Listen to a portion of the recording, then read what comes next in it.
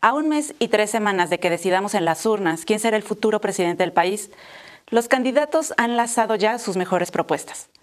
Y en lo que toca a los temas económicos, la primera pregunta es si son realistas o solo una lista de buenos deseos. Muchas suenan muy bien, pero ¿cómo pretenden llevarlas a cabo? En esta emisión de Periodistas de a pie, nuestros expertos nos ayudan a evaluar algunas que nos generan dudas. Acompáñenos.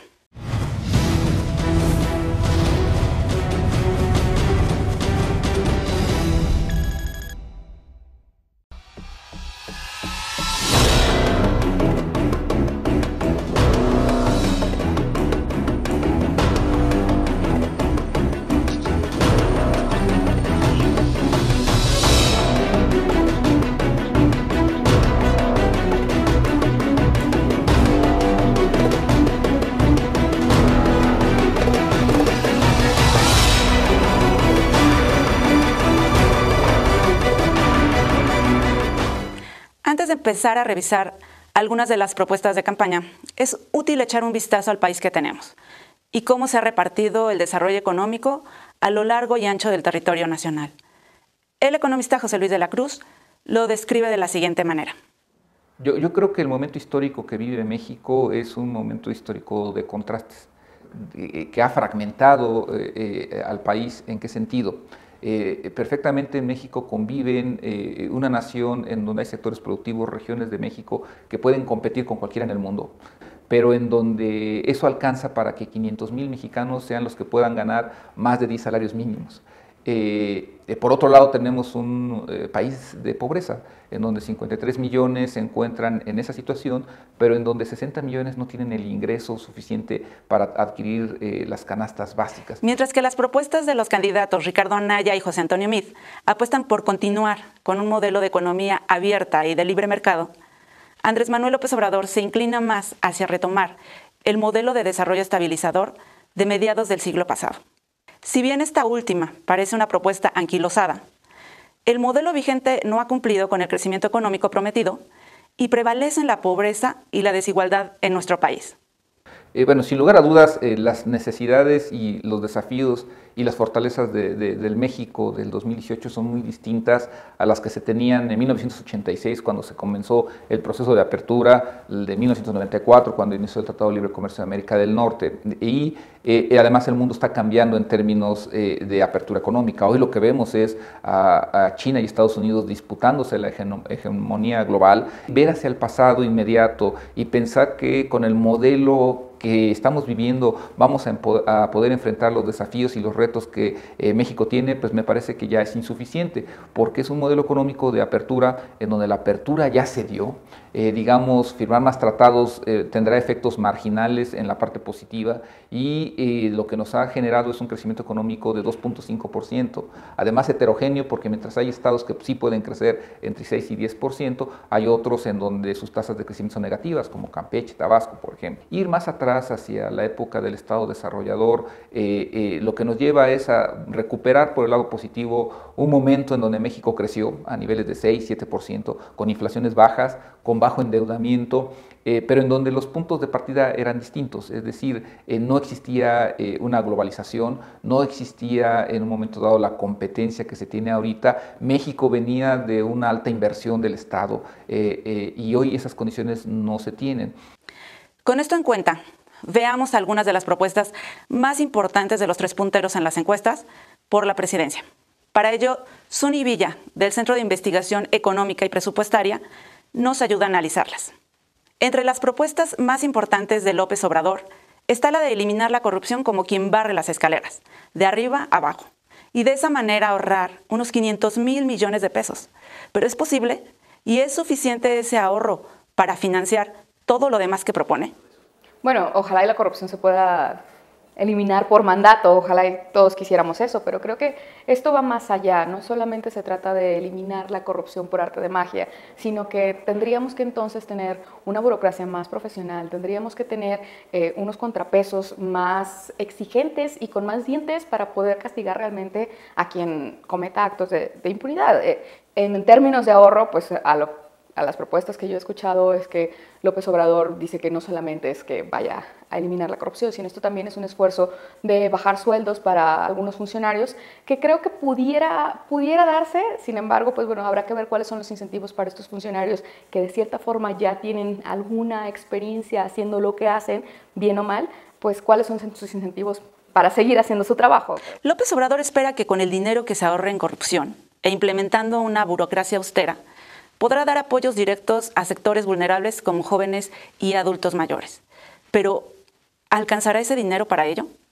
Bueno, creo que tendríamos que hacer los cálculos y tendríamos que hacerlos bien, porque, pues bueno, para empezar hay que pensar en que tenemos una estructura demográfica que va cambiando, en donde cada vez vamos a tener más viejitos y menos jóvenes. Entonces no se trata de comprar promesas del corto plazo, sino ver qué tanto estas promesas van a impactar en el mediano o largo plazo. ¿Qué va a pasar en 6 años? Pues ahora un programa que tal vez puede costar, no sé, 1,000 millones de pesos, por decir algo, en 6 años puede valer el doble o el triple por ponerlo por ley.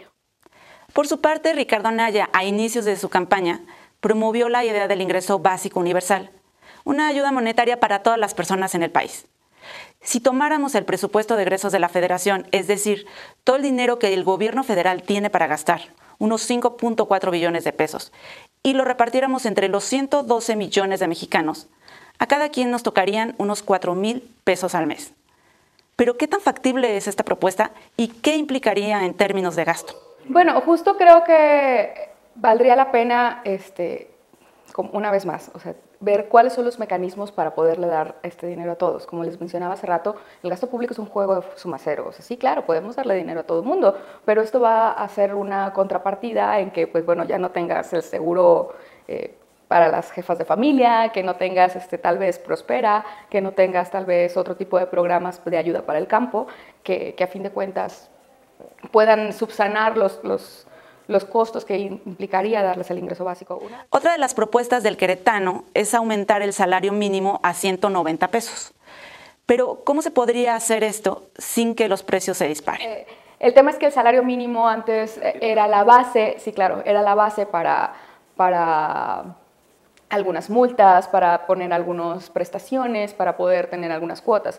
Entonces, cada vez más el salario mínimo no ha dejado de ser una referencia para este tipo de cobros. En ese sentido, es que ya no hace tantos efectos multiplicadores, o bien ya no impacta directamente en muchos costos que implican para el patrón. Pues bueno, creo que el salario mínimo cada vez está menos ligado, aunque sí representa algún incremento en los costos de producción. Sin embargo, pues bueno, también es que actualmente no hay muchas personas que ganen el salario mínimo. Por su parte, José Antonio Meade, quien fue secretario de Hacienda y de Desarrollo Social del actual gobierno, promete garantizar alimento, educación y salud a las personas apartadas del desarrollo. Esto quiere decir, en otras palabras, terminar con la pobreza que no acabó durante su función.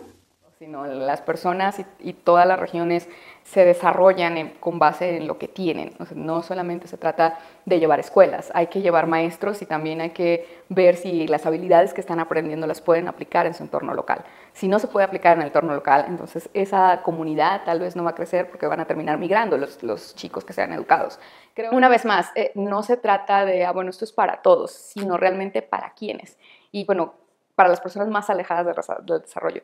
¿Quiénes son realmente las más alejadas? Otra de las propuestas del candidato ciudadano del PRI es tener hospitales al 100%, o sea, que 3,000 centros de salud en México estén abastecidos al 100% de medicinas y así garantizar el acceso a la salud. Y en este sentido es que el sector de salud ha ido bajando su presupuesto en los últimos años. Cada vez le dan, ahora está alrededor del 2.5% del PIB, lo cual es pues cada vez menos. Creo que hay una gran oportunidad ahí para poder realmente brindar mejores servicios. Sin embargo, hay que ser muy cuidadosos otra vez en los mecanismos, porque bueno, puedes recurrir a asociaciones público-privadas, hay otras cosas como una cosa en el norte que se llama Clínicas de la Salud, y perdón por el comercial, pero lo que hacen es justo velar por el bienestar de la sociedad, y creo que si se pueden hacer estas alianzas de quienes ya están haciendo eso desde el lado empresarial con lo que quiere el gobierno lograr, pues entonces pudiéramos tener otro tipo de mecanismos que no solamente sea que el gobierno lo da, porque a lo mejor ni siquiera el gobierno es el mejor preparado para brindar estos servicios.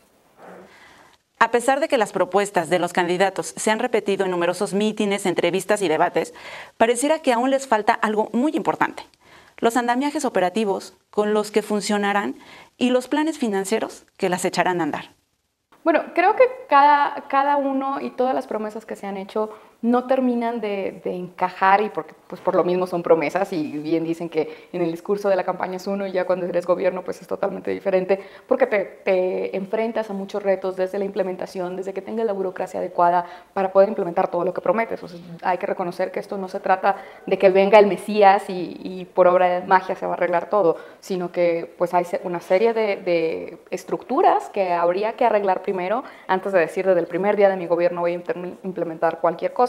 José Luis de la Cruz opina que a los proyectos de los 3 candidatos les falta contemplar un desarrollo económico industrial que asegure trabajos y un crecimiento económico sostenido que mejore la calidad de vida de las personas. Bueno, yo creo que primero presentar un marco general en donde se plantee muy claramente cuál es el gran objetivo de su propuesta económica.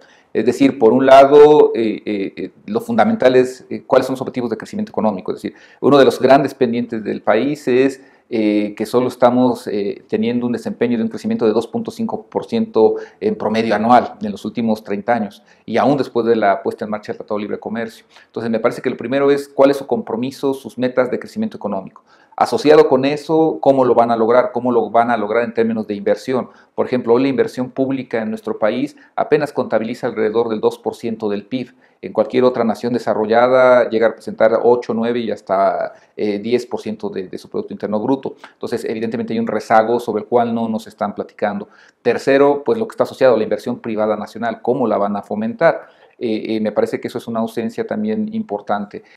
Ayer por la tarde, Andrés Manuel López Obrador lanzó un documento llamado PGNomics, en el que detalla su propuesta económica. Así como ese, los candidatos seguirán lanzando propuestas.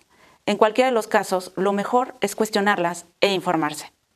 ¿Usted qué dudas tiene sobre las propuestas de los candidatos? ¿Qué le gustaría que le explicaran mejor? Déjenoslo saber a través de nuestras redes sociales. Yo soy Verónica García de León y esta fue una emisión más de Periodistas de a Pie por Rompeviento Televisión por Internet. Hasta la próxima.